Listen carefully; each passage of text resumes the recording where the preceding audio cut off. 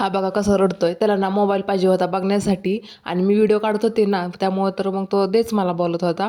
इकडे ना त्याला पटकन अशी अंघोळ घातली आणि म्हटलं चला त्याचा मेकअप पण करून टाकूया. लहान मुलांचं आवरलं ना मग आपली दुसरी कामं पण आपल्याला पटपट आवरता येतात. आणि हा बघा इथं ना कॅडबरी हातात घेऊन बसलाय. सकाळपासून तो घेतलाय पण त्याने काय थोडी पण अजिबातच खाल्ली नाही. आणि इकडं असा तो रडत होता. त्याला वाटतं ना त्याच्या मामानी ना त्यापासून कुठेच जाऊ नाही. मी त्याला ना तेल लावलं आणि मग त्यानंतर ना त्याला शांत असं करून घेतलं. तर बघा इकडं ना कसा मला मिठी मारून बसला होता आणि म्हटलं त्याला थोडंसं खाऊ घालावं, पण हा का ह्याच्याकडे बघा आता काहीच खात नाही तो ना, सगळं थुंकून देतो.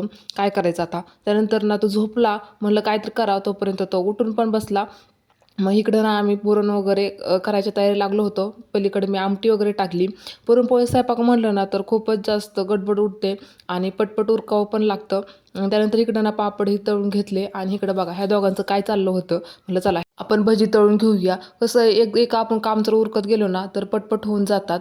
आणि त्यानंतर म्हटलं आपण तळणीचेच पदार्थ ना तळून घेऊया. इथं छान अशी भजी ना तळून झाली होती.